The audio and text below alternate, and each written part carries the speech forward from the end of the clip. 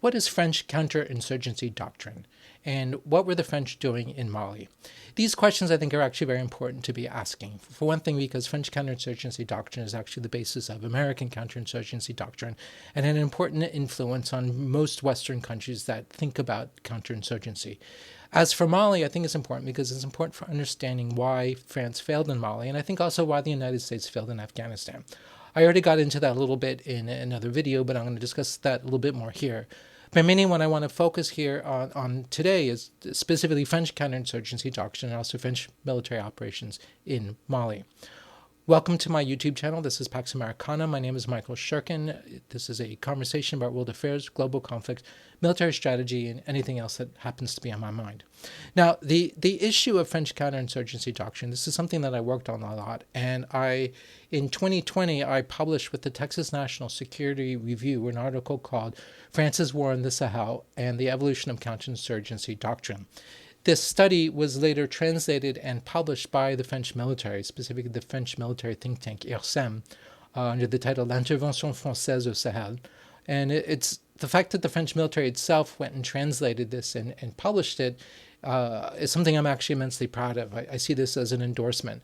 Not that the French necessarily agree with everything I say, but rather that they thought highly enough of what I wrote to go to the trouble to translate it, and then to sort of put this out there, something that they thought that people in French policymakers and French officers should read. So I'm going to talk to you about or present to you the information, or rather a lot of what I wrote in these articles, the Texas National Review one and then the French one. And I put links to both in the description if you want to read further, either in English or in French. My investigation to French counterinsurgency doctrine came, at least in this instance, was prompted by remarks by this man, French General François Lecointre, whom I later had the honor of meeting. And he gave a presentation to the National Assembly where he went to the National Assembly and, just like with us, military leaders go before Congress or Senate and have to answer questions and explain what they're doing. And General Lecointre made the following statements. He said, this is January 2020, he said, "Before responding to your questions, I will describe our vision of the global approach," put this in quotes. "Our concept is inherited from our colonial adventure. In the manner that French officers from Gallieni to Lyoté thought about the establishment of a colonial empire, there has been, above all, a humanist vision of crisis management and war." Now, what Lecointre is trying to say, he's trying to explain that, look, we have an edge here in Mali, in that we know what we're doing. We know how to do this kind of thing. And we have this doctrine, we have this tradition, and this is actually useful, and this is going to serve us well. Now, when reading this, I thought of several things. Several questions came to mind. First of all, is this even true? The French military has this tradition of counterinsurgency doctrine and colonial wars, etc. And French officers are, it's true, familiar with a lot of that just because they've read it or studied it. But does that necessarily mean that they are either applying it to Mali or that this is actually a useful thing? And I wanted to figure this out. And I wanted to figure out two things. First of all, what is French counterinsurgency doctrine? And then secondly, what are they actually doing? What were they actually doing? Because, of course, I did the study before the end of French military operations in Mali. France's Operation Barkhane lasted from 2014 to 2022 when they were more or less kicked out. So I did the study while Barkhane was still happening, and that's when I was asking these questions. But they're still really pertinent today and relevant today, which is why I'm talking about it here. I should add that a lot of people, particularly academics, were really triggered by what Lecointre said. They said, oh my God, the French are using colonial methods, which to their mind was bad, right? Colonialism is evil. Therefore, France is doing something evil. And I didn't really think that way. I'm just thinking in pragmatic terms. France did accomplish the seizure of a colonial empire, ostensibly using some of these methods. Therefore, they had some sort of objective value, militarily speaking. So theoretically, this meant that this was a good thing. Like, if the French have a certain kind of savoir-faire, they know what they're doing. And I thought this was interesting because I had watched Americans flail in Afghanistan where we didn't quite know what we were doing, and we were trying to understand what we were doing, and we were grasping for ideas and doctrines. And by the way, we ended up grasping for French counterinsurgency doctrine, and this is what you get in FM-324, which is General Petraeus's interpretation of French colonial counterinsurgency doctrine. So, but we were novices, so I figured, well, maybe the French are the pros, right? Maybe they have something to teach us if we kind of look closely what the French are doing in Mali. I divided my research into three aspects. One was this question of doctrine, the actual doctrine, the published doctrine, from the colonial period up to the present. Secondly, I was interested in looking at operations. In other words, not just the doctrine, but how did the French fight these colonial wars? And were there any characteristics that I could detect and say, like, this is characteristic of French coin. This is how they do it. And then in my historical review also, I divided up into 4 different phases. There's a colonial phase, the Cold War colonial phase, that's Indochina and Algeria. Then what I call the Post-Algeria phase, this awkward phase after the end of the Algerian War for 1960s, 1970s. And then fast forward into Algeria, which was the first time since the Algerian War that the French military consciously grappled with counterinsurgency and started rethinking counterinsurgency doctrine. I'm going to have a lot more to say about that soon. So in the next bit, so let's talk then about the colonial era. I have 3 portraits up here. You've got Marshal Bugeaud, Joseph Galliani, and Jean-Robert Lyautey. These 3 officers are really this is like the holy trinity, if you will, of French colonial counterinsurgency operations. To begin with Bugeaud. Bugeaud goes way back. He was an officer under Napoleon. He fought a coin campaign in Spain. And then in the 1840s, Bugeaud was given the task of pacifying Algeria. There was this huge insurrection in the 1840s, and he was the French government cut his leash and let him go and do what he thought was necessary in order to pacify Algeria. Bugeaud had some bad ideas and some good ideas. The bad ideas that Bugeaud had was basically, Bugeaud was a fascist, a proto-fascist perhaps I should say, and he really believed this idea of the salutary effects of terror, and he really thought that the way to crush the Algerian insurgency was ultimately by terrorizing the indigenous population. And he, among other things, he incited his subordinates into a pissing contest to see who could commit the largest human rights violations, the largest mass atrocities. And then they would brag about it in the French press. So, for example, he got his people would, this is a famous example, they would corral Algerian tribes into these cave complexes and seal off different cave entrances and then light a big fire at the one remaining open mouth of the cave. And then they would asphyxiate as a result. They would asphyxiate everybody inside the cave. We're talking about hundreds of people, men, women, children, livestock, the whole bit. And this is in large part what the French did in Algeria during the pacification of Algeria in the 1840s. The better idea that Bugeaud had was that he understood something really, really important. And I think this is the critical idea at the heart of counterinsurgency operations. He understood that there would be no decisive victory through a decisive battle. Most Western officers in the 19th century and beyond studied carefully Napoleon's campaigns, and they also studied carefully the 2 main interpreters of Napoleon. There's Clausewitz and then there's Jomini. And they all took from this the idea that the key to winning a war was through decisive battle. You fix the enemy army, and then you destroy it decisively, and this leads to a strategic decision, and this is how you win the war. Bugeaud understood that this was never going to happen in a counterinsurgency campaign. The way to win is not through decisive battle, but ultimately the center of gravity, as it will, I don't think he used that term, was the people. It all had to do with the relationship between your army that wants to conquer and the local population. One of the things that he did was he promoted an institution known as the Arab Bureaus, the Bureaux Arabes. These are the great-grandfather of our PRTs, or provincial reconstruction teams, that we did in Afghanistan and Iraq. And the idea was that you station in remote places, it would be maybe like a French officer, maybe a French NCO, and then you would station them somewhere, and they would surround themselves with locally raised forces, and they would govern, and they would write, they would collect intelligence. They're deep in Algerian society, and they're living amongst Algerians, and they're interacting with Algerians. As part of my dissertation research back in the day, I ended up reading a lot of reports written by Arab bureaus in the 1860s. And then later, when I was serving in the CIA, I was able to read a lot of like government reports, various reports from various sources about what's going on in local communities in Afghanistan. And I got to tell you, the stuff that these French officers were doing in the 1860s was of a higher quality than what the U.S. government was doing in the 2000s. And I told General Quentin de Quentin this, and he said, yeah, of course, of course. And then he said to me, but you know why? Because the French officers were there for 2 years. It's something important to keep in mind. In the French colonial context, up until, I believe, the Algeria War, French officers would serve overseas in these colonial wars. They would have 2-year stints, right? 2 years, and then you go. And then maybe they come back. This is very important. 2 years, you can learn a lot, right? You could really get to know the people. You could get to know the environment. You might pick up the indigenous language, which a lot of these French officers did. It's a really big thing. It's very important. And I believe I read, I don't remember if it was Leotaire Gallieni, but he was even complaining that 2 years wasn't enough, because when you finally get to know people and you finally get to know what you're doing, then you leave. So 2 years was not enough. He would have liked to have seen it longer.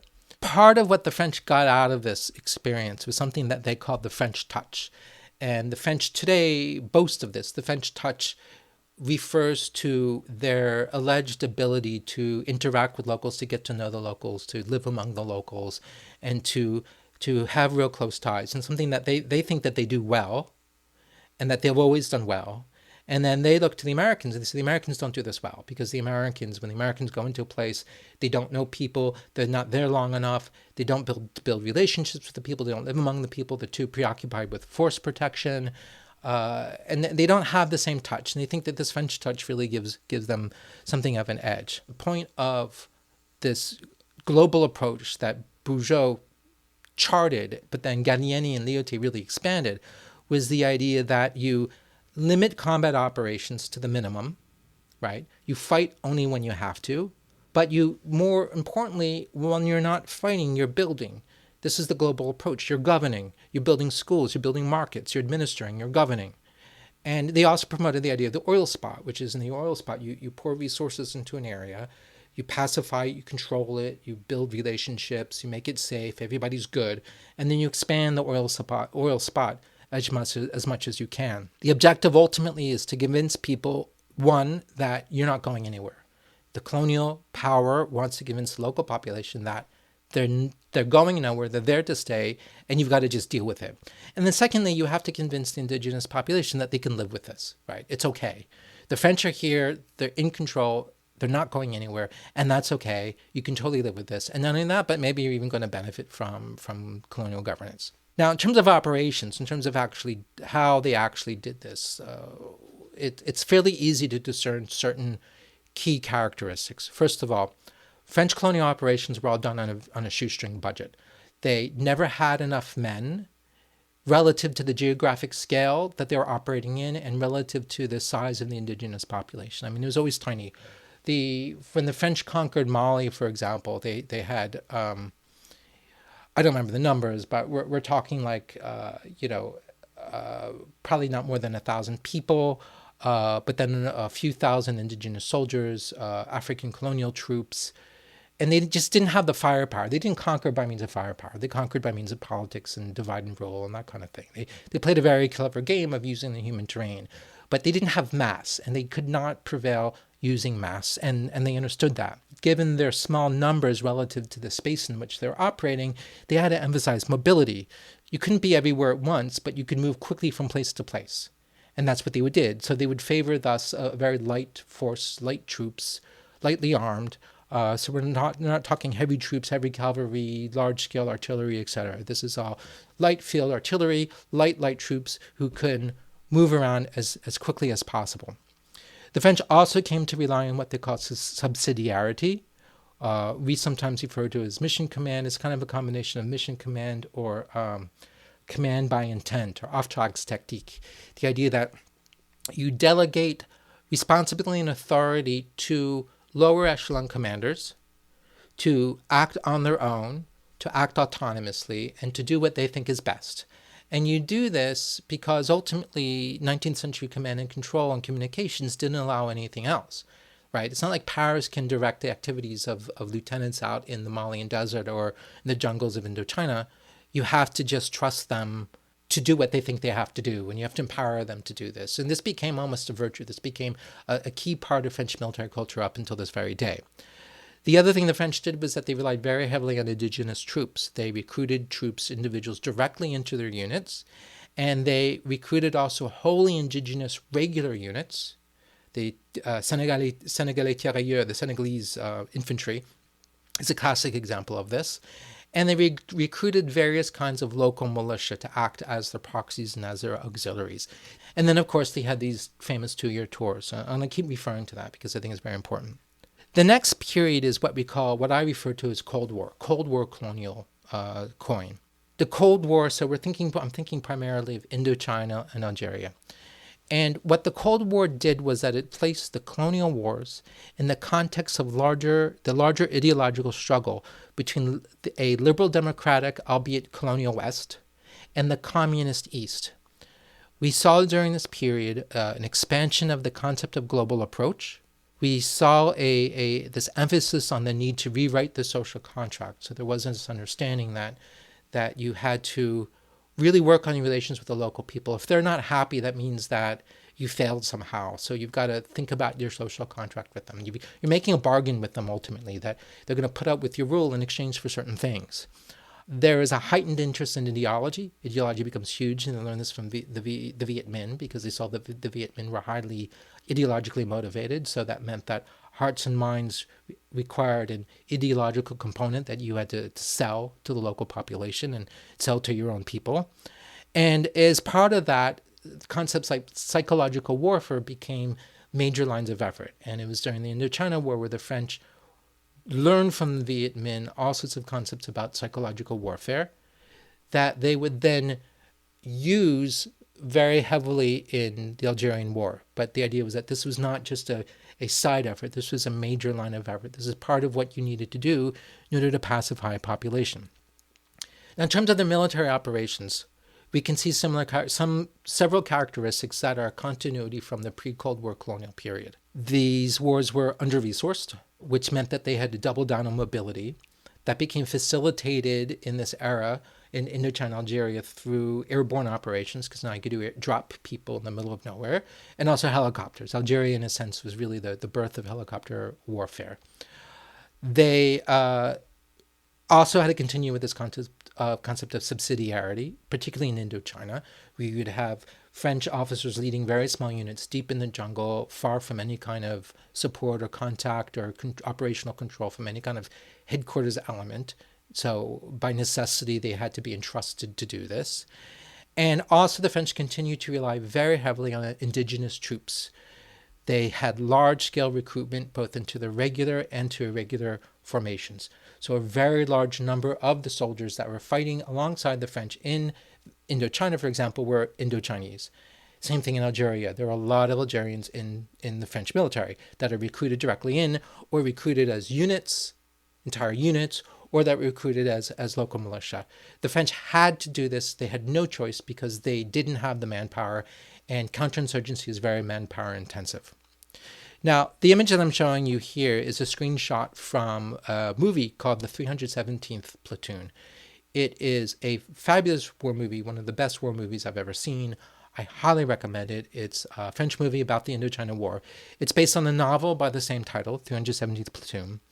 By the way, contemporary French officers have all seen this. They've all read the book. It's part of their culture. And I think it's important and worth looking at because it's this kind of classic scene where you actually have only two French personnel. You've got a young French officer, very low-ranking French officer. I don't think he's not even a lieutenant. He's like a sub-lieutenant or something. And a French NCO, the guy on the right. And they are out in the Laotian jungle with a bunch of Laotian militia. They are living among them, 2-year stints, living among them, fighting among them, dying among them. And they're really out on their own. This, in a way, has become idealized in sort of French military culture. This guy, this young officer, is kind of a hero to them because of the way he acted. And of course, everybody dies at the end. I'm sorry, that was a spoiler, but so it didn't quite work out. But this is very much kind of bread and butter how the French operated in Indochina. It was always lightly armed troops acting far from control, any kind of operational control, acting with very little support, on their own, deep amongst the local population. Now we get to the Algeria War. The Algeria War is where the French put into practice all of the lessons that they learned or believe that they had learned in Indochina. Once again, you have lightly armed troops. They relied on mobility, helicopters, airborne operations. They strove very hard to build good relationships with local populations. So, for instance, they developed something called the SAS, not the Special Air Service that the British have, but the SAS are these units that would go, like the Arab bureaus, they would go live amongst the population, really out in the boonies, reliant on local forces for their own security. And they would build schools, they would interact, they would do medical stuff, they would collect intelligence, they would try to become part of the tissue, the fabric of local society. It's a huge effort for the French. The French also got very involved in psychological warfare. This image on the right, you see these loudspeakers where the French would roll up with these loudspeaker trucks and they would broadcast propaganda. They thought that this was a very important thing to do, and they did it very extensively. So again, psychological operations are a large part of what they're trying to do. They see this as an ideological war, a war for hearts and minds, a war in which you fight when you have to, you do combat when you have to, but you try to do the whole global approach. You try to govern, you try to administer, you try to share some of the benefits of the government with the indigenous population. They try to reforge the social contract with the Algerians. And this is how they conducted the Algerian War, by and large, all drawing from the lessons of Indochina. Did it work? Well, a lot of the analysis that I've read, the assessments that I've read, suggest that from a strictly military point of view, yeah, it worked. It was working. They were achieving the pacification of Algeria. However, there was a political element to this, which is that in the larger scheme of things, there were all sorts of serious problems. What finally happened was that General Charles de Gaulle decided that while France technically was winning the war, he didn't actually want to win the war, because winning the war meant keeping Algeria, France, part of France, and it ultimately meant giving citizenship and equal rights to all the Algerians and having them vote in French elections, et cetera, et cetera. And he thought, like, is this really in our interest? Is this in France's interest in the long term? His conclusion was no. So he decided to basically cut Algeria free. So notwithstanding the military successes, he basically said no, and he signed an armistice with the Algerian insurgents, and the French left. And that was the end of that. So this was the end of French colonial wars, but not the end of French coin. So what comes next? What comes next were a series of wars fought in Africa wherein the French military and the French government, almost out of reflex, took a lot of the pages out of the Algerian, the Indochina playbook. But they were uncomfortable with it to the extent that they didn't really think about it and talk about it. Algeria itself became taboo in the French military because there was a putsch attempt by French officers in Algeria. There are all sorts of torture. There's all sorts of bad things that happened in the Algerian war that the French military was basically like, we don't want to talk about it. We don't want to deal with it. This is all bad. Let's put this behind us. So what happened was France engaged in counterinsurgencies, but there was no doctrinal reflection that took place. They didn't think much about the doctrine, about what they were doing. It was really more just sort of acting as they always have. A classic example of this is the war in Chad that took place from 1969 to 1972. In terms of military operations, it was a textbook colonial war. The French deployed a few thousand lightly armed soldiers, and they relied highly on mobility, moving them around very, very quickly. They would do helicopter drops, they would do airborne ops, they would move around Chad. Chad's a gigantic place. They would encounter the enemy, and when they would get themselves into a firefight, the theory was that these French troops were good enough and well enough armed that they could survive long enough for air support to come in and do the actual killing. So come into contact, hold on, survive, and then along would come usually like a Sky Raider and would drop bombs, and that would be the end of that. It worked most of the time, but it was always very risky, and sometimes it didn't work, and French soldiers would get killed. The French also worked very closely with indigenous forces, specifically the Chadian army, which they took under their wing and basically took over. This was very easy for them to do because in 1869, probably every Chadian senior officer or NCO had, in fact, served in the French army, right? So it was easy. It was just like, getting back on a bicycle. Like they knew how to do this. But what about the global approach and all the political stuff that the Gallieni and the Ote would talk about? The French tried it, but they tried it kind of in half measures, and there were all sorts of contradictions that they encountered. So, for instance, the French sent a diplomat to run the war effort in Chad, and he was none other than the former colonial governor of Chad, right? So the guy who used to run Chad as a colony is now in charge of France, Chad post-colony. And what he tried to do is he tried to fix a lot of the mistakes that the Chadian government had made. Basically, after independence, the Chadian government, the French had given the Chadian government over to a guy named Tomba Bai. And Tomba Bai did a lot of things that the French said and thought was a bad idea. Like, don't do that. You're going to cause problems. You're going to cause a fight with the North. This is bad. But anyways, Tomba Bai went and did his thing. The French government, under this former colonial governor, tried to fix a lot of the mistakes in terms of governance and how the government interacted with people. The Chadian leader, Tomba Bai, did not like this at all. He protested very loudly, and he complained that what this guy was doing was against his own interests and his own political agenda. And he resisted at every opportunity, and he complained very loudly to Paris. And what happened was that Paris would countermand a number of the changes that the diplomat, the former colonial leader, had made. And they basically said, look, Chad is no longer a colony. It's up to them to run the country, even if that meant running the country into the ground. So if that's what he's going to do, that's what he's going to do. But it's not our responsibility anymore. And that's ultimately what happened. Tomba Bai ran the country into the ground, and a few years later, he was killed. So you have colonial tactics, but no real doctrine. And they're only using some of the colonial playbook because I think of the new context in which that they're operating in. This brings us to Afghanistan. Afghanistan was interesting and very important for the French army for a number of reasons. First of all, the French army found itself dealing with a counterinsurgency campaign, and it forced them to think about counterinsurgency really for the first time since the Algeria War. One result of this is that the French army decided to dust off a lot of those Indochina and Algeria era doctrinal publications and reread them and rethink them. And I'm very grateful for this because what happened was they went and they actually published a lot of these books that otherwise would have been unavailable. So I was able to get my hands on a lot of the Indo-Chinese and the Indo-Algeria era stuff. I'm talking about, for example, Roger Trinquier, La Guerre Moderne. Trinquier is one of the big French theorists of counterinsurgency. This book is rather controversial, by the way, because the book is seen as, among other things, an apology for torture. This came out of Indochina. You also have General Jacques Auger, who wrote this wonderful book. It's called Stratège de la Contre-Insurrection, Strategy for Counterinsurrection. It's really a very good book, and it's terrific. You even have a moment in which the French discovered Galula, David Galula, who was dear to David Petraeus and really sort of the main inspiration for FM 3-24. Galula was actually unknown to the French. I mean, he'd served in the French army in Algeria. But the books he wrote that made him famous in American security circles, he wrote in English. He wrote after he had retired from the French army, and he went to the Rand Corporation. I think at least one of these books was even classified for a while. And while the Americans were familiar with this, the French were not.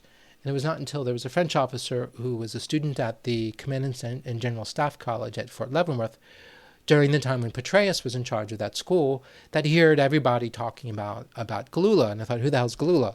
So he read Galula and he decided that the French army needed to know about Galula, if for no other reason, he told me, than because the Americans were talking about him all the time. And he thought it was important for the French to know what the Americans were talking about. So he translated Galula into French, which was then published, I think like around 2008. And that's the copy that the French now read when they study counterinsurgency. So there is an effort to rethink counterinsurrection and an effort to try to learn lessons from the sort of classic French counterinsurrection.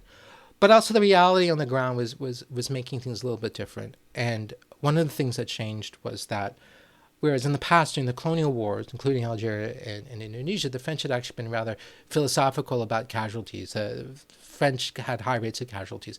Because think about how dangerous the kind of stuff that they were doing in Indochina was, where, you're sending guys out into the jungles without, you can't reinforce them, you can't really help them. I mean, Dien Bien Phu is a classic example of that.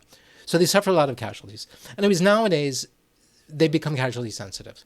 And there was a shift from an almost reckless approach to expeditionary warfare towards a shift away from that towards force protection. The real turning point for the French army was the Ouzbin Valley ambush in 2008, in which a lightly armed French infantry unit was ambushed by the Taliban. 10 of their soldiers got killed, and there was a big scandal in France. So what happened was that the French decided to really buckle down and really get serious about force protection. This meant more resources, more support, much more firepower. They would button up in FOBs. They would bring Caesar howitzers into Afghanistan. And the mantra became pas un pas sans appui, not one step without support. The French actually refer to this change, this transformation, as Americanization.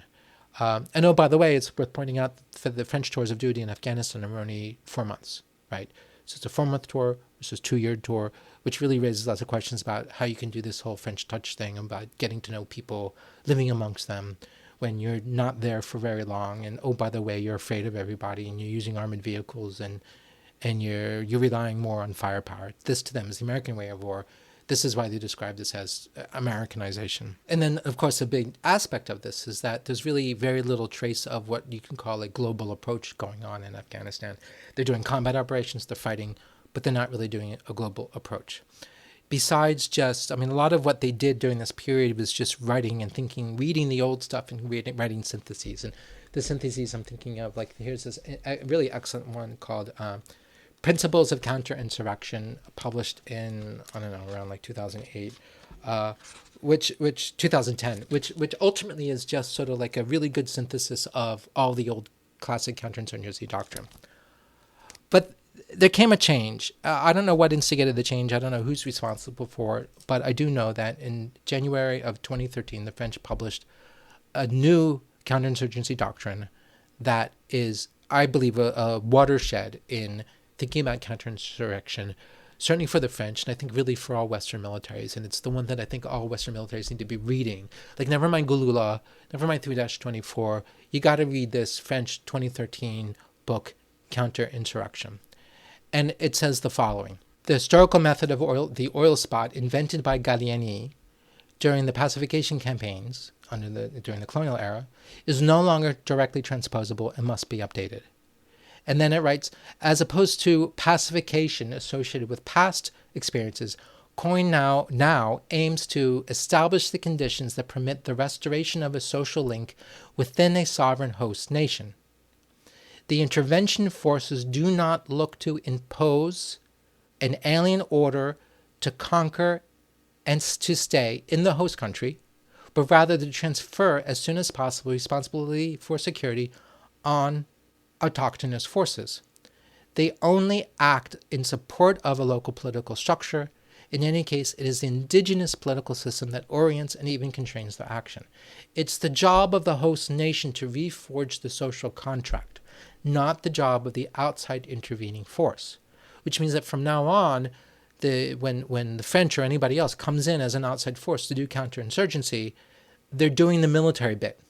They're doing the bit that Gallieni and Lyoté said was not decisive, because the decisive part was the hearts and minds stuff. The decisive part was the global approach. And the French here are saying, you can't really do that anymore. Now all we can do is really limit ourselves to supporting the host nation, hoping the host nation does the job of reforging the social contract, but it's on them. All we can do is do the security bit. And this brings us to the second part of my presentation. What were the French actually doing in the Sahel, or what were they doing in Mali? The French army website, for the longest time, when you look at Operation Barkhane, when it had the following statement up, it said, France's Sahelian strategy aims at helping its partner states acquire the ability to ensure their own security autonomously. It rests on a global approach, parentheses, politics, security, development, the military aspect of which is carried by Operation Barkhane, led by the French military. In other words, COIN requires a global approach, which requires governance, politics, development. That portion that's military that's what we're doing. This map is something that I took from the French military Ministry of Defense website. I think it dates to 2021. It's the height of Operation Barkhane. It's a gigantic geographic area. The distance between the Mauritanian coast, the Atlantic coast, and Abéché, which you can see, which is in eastern Chad, is the same as the distance between Philadelphia and San Francisco. It's absolutely gigantic. The French have 5,100 soldiers there, which honestly is nothing given the size of this area. 6 drones, some of them are armed, 7 combat jets, 20 helicopters, a whole bunch of armored aircraft, some surveillance, ISR planes. It's not a lot. It's actually very small. So if you look at what they're doing, one can find that between colonial wars and Barkhane, there is a certain family resemblance. So, for instance, once again, we find that the French military effort is under-resourced. The French will say, yeah, well, what are you talking about under-resources? We are spending almost €1 billion a year in fighting in Mali. What are you talking about? Well, honestly, given the size of the task and the size of the geographic area, that's woefully inadequate. They had to totally emphasize high mobility, move fast, move around, get around as fast as you can. You can't be everywhere, but you can move from one place to another as quickly as you possibly can. And again, they're reliant on subsidiarity, using these very small, lower echelon formations to move around in the desert and do their thing. They didn't do a whole lot of what we might call the global approach kind of thing, or hearts and minds-y kinds of things. The instances of hearts and minds-like activities, where they would hand out soccer balls and do medical stuff and, trying to make nice with locals, I could tell, from what I could tell, it was done at the tactical level with the intent of facilitating their presence. Meaning, this wasn't a strategy. In Algeria, this was part of their strategy. It was a major line of effort. In Mali, it's no. You do it just to try to lubricate your relations with the locals so that when you roll into a community, you try to make nice, and you try to get them, if not on side, but at least get them from not like ratting you out to the jihadists that you're fighting, and just to try to avoid any unpleasantness. The French worked with the Malian military, but I would say that they didn't do it in the same way as they did during the colonial era. And also, they did not recruit local militia. They did not recruit people into their forces. They did not raise militia. They did not raise local troops, which is something that they did in all their colonial wars. They flirted with partnering with 2 armed groups in Mali. I'm thinking of the MNLA and something called the MSA. But they did it only a little bit, and they did it kind of hesitantly, I think because they're very well aware of how politically fraught that was. But even so, the little bit that they did partner with them really raised the hackles of the Malian government and really angered them. So it was already, they did almost too little and too much at the same time. But still, in the colonial model, what they would do is they would have taken the Malian army under their wing and build it and run it and raise auxiliary forces and build them and run them. They did not do this. They kind of left the Malians a little bit to their own devices. And they repeatedly expressed the intent to leave as soon as possible, which marks a major distinction between what they're doing in Mali in the 2000s and in the colonial era.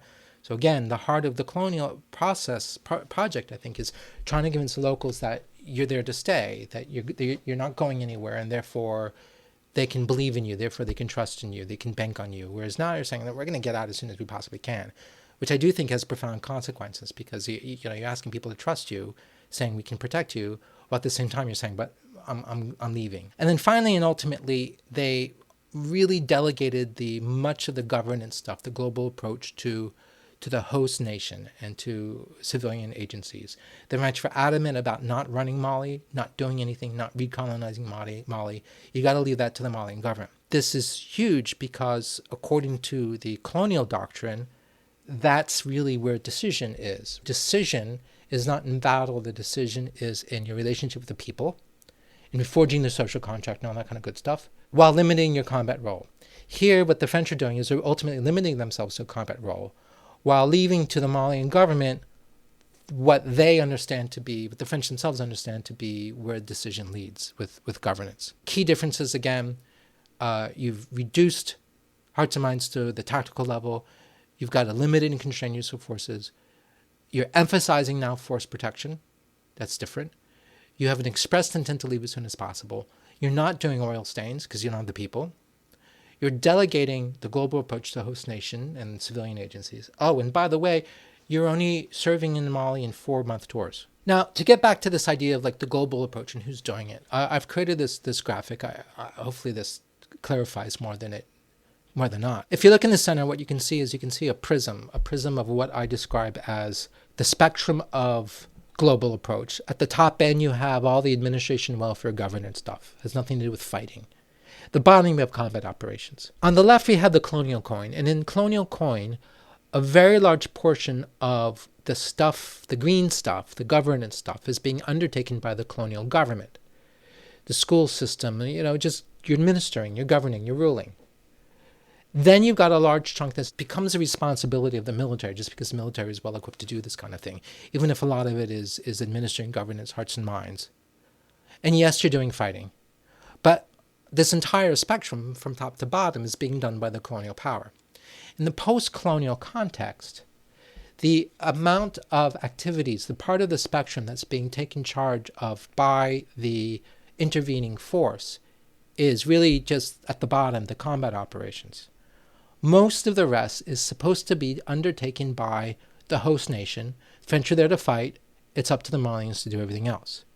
I think this is a big difference, and I think that this is why Galula proves to be completely inappropriate for the post-colonial context. And I think this is what Petraeus fails to understand. That this whole approach, this whole notion of the global approach, made sense in the colonial context, in which your government is doing everything from soup to nuts. In a post-colonial context, you're just doing combat operations, and you're leaving for the host nation all the really hard work, all the things that you understand to be decisive. A good way of describing this is something that I found in the memoir of General Armel Diroux, a memoir published in 2020, in which General Diroux is writing about his experience as part of Operation Sangaris, which is like around 2014 in the Central African Republic. And Diroux is, he's read all the colonial stuff, he's read all the military strategy, all this kind of stuff I talk about, and he's thinking about decision and decisive action. And he gives the following definition. He says, we might consider a decisive battle as one of which the product is the opening up of immediate strategic possibilities with the potential to influence profoundly the course of events in an enduring fashion. I read this as saying, you are opening up a window, you, the intervening force, you're opening up a window, but ultimately it's for the host nation to go through the window. You're creating a possibility, you're creating an opportunity, but it's up for them to seize the possibility, it's up for them to seize the opportunity. Again, this is something that I think that Galula, that Petraeus really didn't understand. That's the most we could have accomplished in Afghanistan, is just to create this possibility, but it's up to the Afghan national government and Karzai and all those characters to seize the opportunity to build something, and to reforge the social contract. But we couldn't actually do it for them. What were the French doing? Well, they weren't doing Counter-Insurgency Doctrine. They weren't doing coring, at least not in the pre-colonial sense. What they were doing is they were buying Malians time and space so that the Malians themselves could act. The doctrine, up until the 2013 doctrine, I think had a tenuous relationship with reality. It guides and informs, but it didn't command. There was very little relationship between the written doctrine and what the French were doing. Although maybe in 2014 and under Barkhane, we finally, the French activities were actually coming into alignment with that French doctrine publication 2013. I think that militaries might mistake the impact of doctrine. And what I mean by that is that when I would talk to senior French officers during Barkhane, and I would talk about the colonial stuff and the influence of the colonial stuff, and this idea of the French touch, the French really believed it. I think a lot of the officers I met really believed in this rhetoric of the French touch, this notion that we were very good at forging contacts with the local population and building bridges and building rapport with them. And they thought that the Americans were bad at this because the Americans have their fobs and their armor and all this kind of stuff. But we French were really very good at this. But when I look at the way the French would conduct operations in Mali, I see that it's just not true anymore. First of all, it's irrelevant when you're talking about 4-month tours. It's irrelevant when suddenly you're now preoccupied with force protection, as the French were after Afghanistan. In other words, the French got into this war thinking that because of their own traditions and their own savoir-faire, they were well equipped to deal with a fight. But not so much. Less so than I think it was really the case. Ultimately, though, why the French failed, though, is because while they created an opportunity for the Malians to do what they needed to do in order to win the war, it turns out that the Malians actually wanted something else. They didn't have the same objectives as the French government did. They didn't even agree with the French as to who the enemy really was. And I think that it's because of that difference, that distance between the French perspective and the Malian perspective just kind of grew over time until it became kind of unsupportable. And then for political reasons, the Malians decided that they had enough. They weren't going to do it anymore. And so it's Malians really who pulled the plug on the whole campaign. If you like this video, please like and subscribe. Also, check out my Substack, paxamerica.com. There's a link in the description. I've also put links to several books, as well as my publications with the Texas National Security Review and the French publication with IRSEM. And you could also find me on LinkedIn and Twitter. And also, finally, last but not least, my own website, michaelshirkin.com. Thank you very much, and I look forward to seeing you in my next video.